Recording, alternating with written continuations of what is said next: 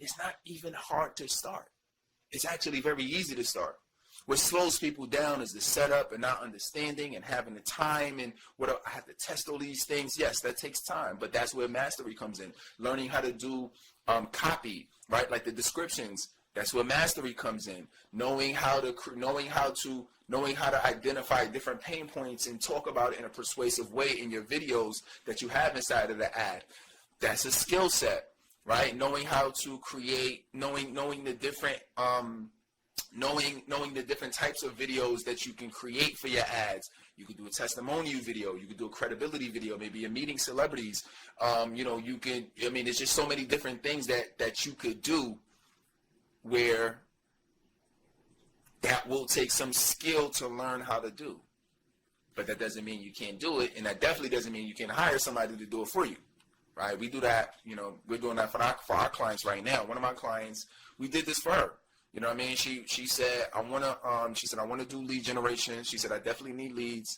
She said, I want to run Facebook ads. She said, I tried it. I used this other company before, but they weren't really good. They didn't really know what they were doing.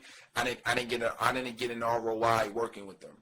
I basically said the same thing that I just told y'all, right? Is that it really depends on the skill set.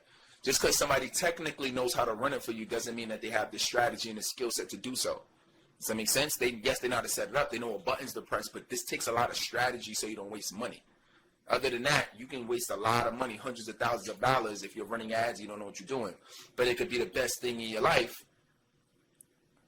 It could be the best investment of your life or the best investment of your business if you do know what you're doing or you hand over the reins to somebody who knows what they're doing. If that makes sense, go ahead and make sense below. Say it makes sense. All right, and give this some likes. So these are the things that's really going to show you how to go to the next level. Now, that's the benefit of doing it and why you really want to run it. And by the way, it works for all niches. So it doesn't matter what niche you're in. It doesn't matter if your business, your trauma, your career, your addiction, your health and fitness, your spirituality. This works. You can run Facebook ads for any niche business. Say any niche below. Go ahead and drop any niche in the comments. That's so you understand that you can do this for everybody. Now, how do you do it though? Let's talk about that.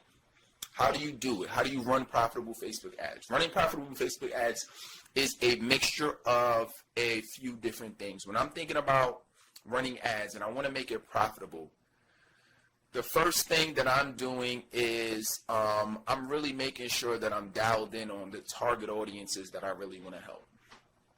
Right? So you want to focus on, well, what are those audiences? Because depending on your audience, now, it's not just going to be one audience, right? So the thing is this, is that when I'm thinking about running Facebook ads, and actually let me do it, I'm going to do it in reverse because I think it'd be more helpful if I talk to you about it this way. So targeting is one element of it, right? But I'm going to be 100% with you. Sometimes you don't know which audience is going to respond the best to your ads. Right, so I work with a lot of coaches, right? So, but I can't say that targeting Tony Robbins versus targeting Kajabi as a CRM versus, targeting E.T. the hip hop preacher versus targeting, maybe what's a marketing book like, Expert Secrets by Russell Brunson, targeting Shark Tank. You know what I'm saying? Like these are all different types of audiences, right? Different audience might follow Tony Robbins, different audience do these other things, right? Anybody who's going to tell you which audience is going to respond the best is not really telling you 100% of the truth. Now, you want to know what audiences have your ideal audience, but at the end of the day, you really have to test all of them to kind of see which one is going to respond the best, because there might be certain things that you say within your ad that actually might resonate with a different audience, depending on what problem or pain point you're talking about, right? If I'm talking about a pain point of technology and the pain point of,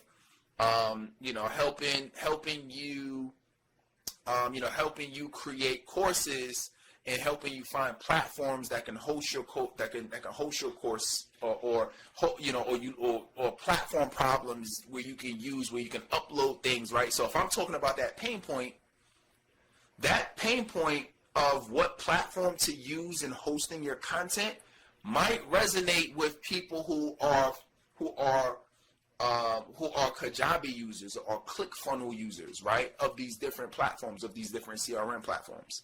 That might resonate because of that angle that I'm talking about. That might resonate more with people who are using those platforms versus if I say Tony Robbins or Les Brown. You feel what I'm saying? That might be a difference. So that's what we mean in terms of you really gotta do a lot of testing. And I'm thinking about running profitable Facebook ads. The first thing that comes to my mind is testing, because I can't. You know how rich, not just me, anybody would be if we knew for a fact that if we run something 100% of the time is going to work. We can have indicators, we can have ideas, but you never really know until you test it. You never really know until you experiment with it. Everybody put testing in below. Go ahead, put testing. This game is all really about testing. So then you say, okay, Coach Steve, well, what elements am I really testing to see what's going to be successful or profitable or not? Well, you want to be testing things like your copy, right? Your descriptions. You want to be testing that. You want to be testing angles. Angles are the different pain points, right? So let's go back to my audience, right? So let's say I'm working with coaches, and now I'm looking at, okay, what are the different angles? What are the different pain points that coaches go through? So one could be, okay, I know they have challenges with lead generation, so that's one angle.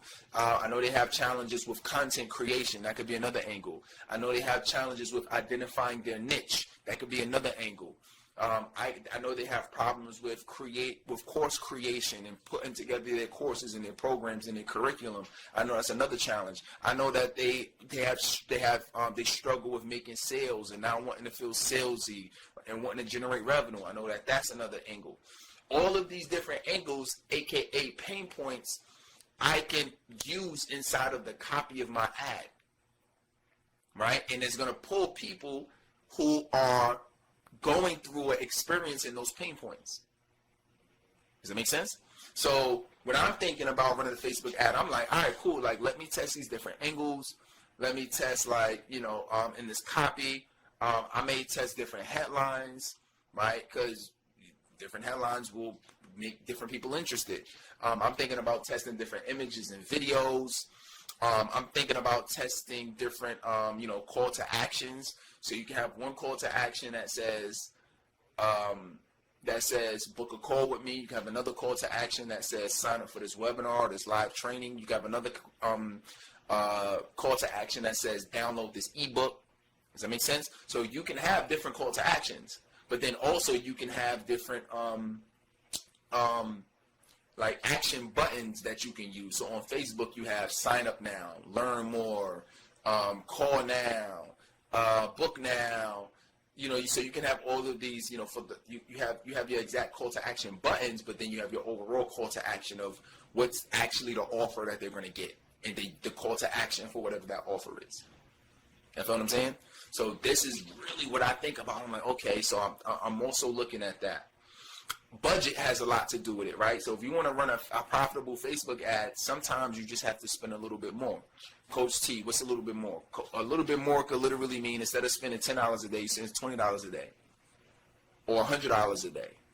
You know what I'm saying? Now, we fluctuate how much we spend. You know what I'm saying? So, I mean, I've been spending anywhere between $300 a day to, I think, the max to date, depending on when you're watching this training, it might be way more, but the max to date, we've probably spent about, I would say the most that we spent about was maybe about $500 a day, right? Now, that's different when you're spending that amount of money, but you're getting a 2, 3, 4x return on your money. You know what I mean? And that's the whole idea about it. I'm also looking at, not only am I just looking at testing, but I'm looking at the amount of money that I'm spending. Because sometimes the amount of money that you spend will allow Facebook to learn faster. And then the faster they learn, the faster they put together the profile of your ideal client. The faster they put together the profile of your ideal client, the sooner they'll bring those results to you, right? So I'll give you it's not exactly like this, but I'm just going to give you an example. Let's say that it takes 100 leads for Facebook to optimize and say, this is the profile of the person that we think that you want to have. So then if it takes 1,000 leads for that to happen, you can get 1,000 leads. It can take you 6 months to get 1,000 leads if you want to spend $5 a day, right? It might take you 6 months, it might take you a year. Or you can spend more money and then you can get $1,000 in, 1,000 leads in 3 months, let's say, for example. Or you can spend more money and you get 1,000 leads in a month. You feel what I'm saying? So that's the idea behind it, right? Or you could be spending it weekly, right? So you think about it like this. Let's say if you got 1,000 leads today, how many leads do you think that you can convert into paying clients? Put it below. How many leads do you think you can convert? If I sent you 1,000 leads right now, how many leads do you feel like you can convert? Now, I'm going to tell you what most people say. Most people feel like usually they can convert 10% of the leads, right? When I say leads, I mean these are people, you have their contact information and they've expressed interest in your product or service. So let's say 10%. So if you are able to convert, let's do less than that. Let's say if you got 1,000 leads. I'm going to make it super realistic because I don't want you to feel like it's unrealistic. If you were able to convert 1% of the leads, let's say you got 1,000 leads, but you was able to convert 1%. I think everybody feels like at least 1%. If you got 1,000 people, you don't think you can convert 10? So I think everybody here feels like if I had 1,000 people interested, I can get 10 people to say yes. Okay, perfect. So if that's the case, then let's say it takes you, now let's go back to the previous thing we just said. You got 1,000 leads. Why would you wait a year to get 1,000 leads and get 10 clients when if you could do the same thing in 2 months, you can get 10 clients and now you're getting 5 clients a month. Now let's say you got a program that's $2,000. That's on the low end. So if you got a program that's $2,000 and you were able to get 10 clients in 2 months, what did you just make? 10 clients times 20, you just made 20 grand in 2 months, which is average what? You at 10K a month. Most people that I speak to, their goal is 10K a month, right? So that's the type of math we want to be doing, and that's why you want to spend more money early on so you can really get through the testing phase. You can always decrease the budget. You know, maybe you start off with $20 a day, $30 a day. Start off with like $30 a day, right? And then as it optimizes, let's say it takes 2 weeks for it to optimize. Once that happens, now if you want to lower it a little bit, you can. But usually, if it's clicking and it's working, just let it run. And then the clients that you get or the clients that you convert from that, why don't you use that excess money and then put it right back into the ads?